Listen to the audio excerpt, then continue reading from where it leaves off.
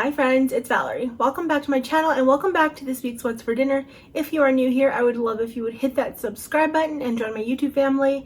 And don't forget to leave a like or a comment down below because it really does help my channel.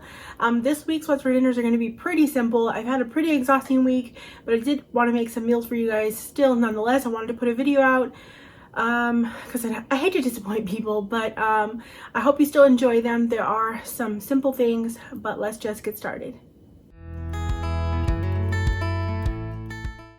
I had one of these pre-marinated, ready to go, like things of chicken breasts. So I wanted to use that up, and I figured this is a nice, quick, easy meal. But in the future, I would like to just season my own chicken or marinate it myself because I like the flavor of that better, like those fresher flavors. But I just did this on the grill. You can just do it in the oven, pan fried, however you would like. It's got some beautiful color from the oven, and it was just like the lemon flavor was just a little off to me compared to when you do it yourself. I don't know what it was exactly.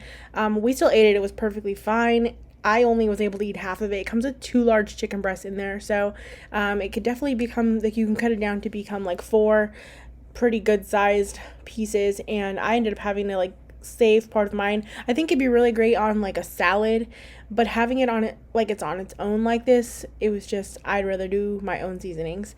But it was still good, so I served it with mashed potatoes and just some broccoli with some butter and salt and pepper. The mashed potatoes were like garlic herb mashed potatoes, which did help kind of like overcome some of that flavor from the chicken. Like if I had a bite with them together, like it made it a little bit better. It balanced out like some of that lemon flavor. Okay, so for this, you're going to need 1 tablespoon of butter per sandwich that you're making. So I'm taking 2 tablespoons here, putting it on my griddle pan. You can just do whatever pan you're using on the stove. Just put that butter, melt it in there, and put your bread down on there. It's going to toast on each side to your preference, like how golden brown you want it, but you will flip them over to get both sides nice and toasted. And then take 3 slices of bologna per sandwich that you're making and cut a little slit in it like this so that the bologna can lay flat and get like not that air bubble in the middle so it can cook better. I like it nice and crispy. And you will also need 1 slice of cheese per piece of bologna. If you're using thick cut bologna, I'd maybe do 2 per sandwich. And in the future, I am going to only do 2 slices of cheese for my 3 pieces of bologna because it just was a little bit too much cheese for my liking. And he does spread a teaspoon of mustard on the bread for the sandwich. I did that with 1 and then the other no because my boyfriend hates mustard and I love mustard. And then you take some barbecue potato chips, and I got the Lay's ones here, and you just put that to your preference in the sandwich, and that's that. Pretty simple. I just served this with some tater tots, and I love a fried bologna sandwich in general. Like, I'll put fried bologna on a breakfast sandwich. I tend to do it with like other things like lettuce and tomato and stuff, and I like that a lot. So this was pretty basic, but it was still really good. Like I said, just a little bit too much of the American cheese for my liking, and I like cheese, but it was overpowering the bologna. I'm starting off by cooking up 1 pound of ground beef in a large skillet over medium-high heat, and I'm just using my meat chopping tool to break that up. I'm just going to cook that until there's no pink remaining. I like to let it sit a little bit so I can get that crust on the bottom of the meat, and then I break it up. And then once it's cooked, I'll add 1 packet of taco seasoning in, and then 1.5 cups of jarred salsa. I'm using this Tostitos one. I just needed to use it up, and it's actually the perfect size. It's just slightly over 1.5 cups. So I just put the whole thing in there and then just stir that all together to get your meat combined with the taco seasoning and that salsa. That salsa is going to help bring some moisture back to the meat. If you feel like you need some additional water, you could add a little bit. And then you'll need 1 can of Crescent dough. I'm finally using up the last can of my 50-cent cans of Crescent dough, but they are still the grand, so it's a little bit thicker than the original Crescent. But I'm going to put that into the bottom of a 9x13 baking dish, and I'm going to press those seams together. A sheet of this would also work, and then I'm also just pressing it a little bit thinner to the spots that don't have any, just to thin that out so that it'll bake a little bit better. And the recipe does say you can pre-bake that for a few minutes. I definitely chose to do that, especially with this being thicker. I actually pre-baked it a little bit longer than a few minutes. I just watched it, and when it became slightly golden brown, then I added my meat filling on top of it, and then some cheese. You'll need I used some sharp cheddar that I had already grated, but I didn't feel like grating anymore. So I had a little bit of a white sharp cheddar that I used the remaining of, but in total you'll need 2 cups of cheddar cheese. You could even use pepper jack or whatever cheese you like, really. And just spread that all across the top of that, and we're going to bake that at 350 degrees for about 25 to 30 minutes.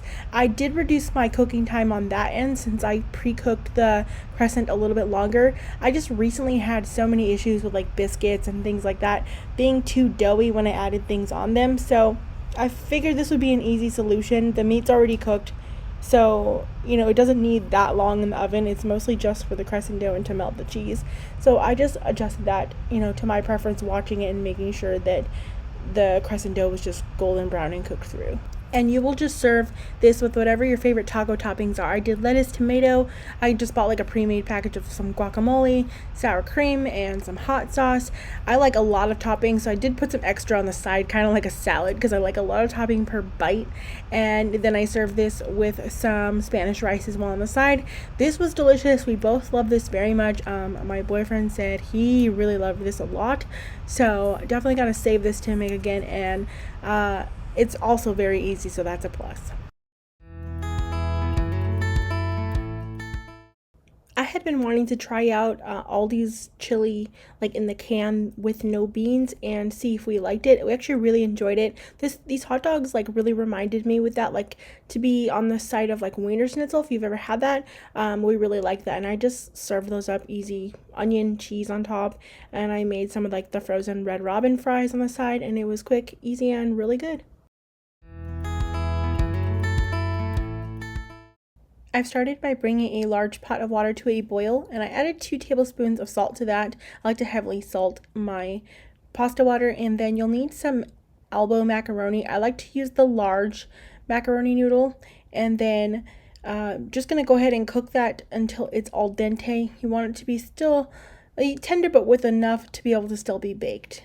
I went ahead and drained that into the same pot. I'm taking Velveeta cheese. This is a 2-pound block, but I'm going to take half of that. So 1 pound of it, I cubed it up. I'm going to add it into the pot, and then I'm adding in 3/4 cup of milk to that, and then stirring it together. This is going to start to melt. The cheese will melt. You'll just keep stirring it so that you can break up those like cubes. You can cube it smaller. It'll take less time to melt that way. Once it's melted, I'm adding in the cooked macaroni noodles. I'm giving that all a good stir to just get it all coated in that cheesy sauce that we've made here. And then I'm adding in 3 tablespoons of butter. I like to mix that in real quick so that it can begin to like melt in the hot noodle. Then you'll add a remaining 3/4 cup of milk and 2 eggs that have been lightly beaten. If you wanted to, you could temper your milk, make it like warm it, and then add your eggs to that. But I didn't do that, and I didn't have a problem with it. This recipe is actually like one my friend used to make, so I was craving it and wanted it. So, anyways, then I'm gonna add in 1 cup or 8 ounces of a cheddar cheese. I'm using a sharp, mild is what's recommended in the recipe, and then 1 cup as well of Monterey Jack cheese. I gave that all a good stir. I also added in a teaspoon each of salt and pepper. Next time I would do just 3/4 teaspoon of the salt. I just would like a little less salt. It's not overbearing, but I do prefer a little less in this. And then I placed that into a 9x13 baking dish. I believe I greased the bottom of that, and then I'm topping it with a remaining 8 ounces each of Monterey Jack and the cheddar cheese, and I bake this at 375 degrees for 25 minutes. I made some green beans to go along with this on the side, and then some Jack Daniel's barbecue like pork rib, and this is the package that I was making. I just made that to package directions. Quick, easy, really good. I served this like boneless little pork on some King's Hawaiian rolls, just little sliders, and this was a good meal. I loved how great everything complemented each other, and that mac and cheese was something I haven't had in a long time, so I was really wanting it. I used to love when my friend made it. She used to make it for potlucks. We worked together, and she used to make it for the potlucks, and everybody always loved it. Now, you definitely have to love Velveeta cheese to have this mac and cheese. If you don't, of course it's not going to be for you, because there's a lot in there, and that's what gives it that creaminess, but it still has the balance of some of those nicer, like sharper cheddars that I like. So I really, really enjoyed this mac and cheese. cheese, and mac and cheese has always been one of my favorite things. Even as a child, like, I could just eat mac and cheese all the time. Like, I love it so much. I absolutely did not feel like cooking this night. I was like not gonna do it, but my boyfriend really wanted spaghetti, and I figured that's the least of my culinary skills that I could do. So I just threw together a pound of ground beef, cooked it up with some onion powder, garlic powder, just seasoned to your liking. I added some roasted garlic, pasta sauce into it, and let that simmer. I add a little bit of sugar because that's how I like it, and then simple as that. I didn't even have a vegetable to serve on the side. We just had a bowl of spaghetti with some parmesan on top. I made some garlic bread out of some leftover hamburger buns. It was actually really delicious on those buns. And that was that. Quick, easy, and super good because you can never go wrong with a plate of spaghetti. Thanks so much for watching, friends. Don't forget to hit that subscribe button and that little bell so you don't miss out on any future videos. And I hope you all have a great day.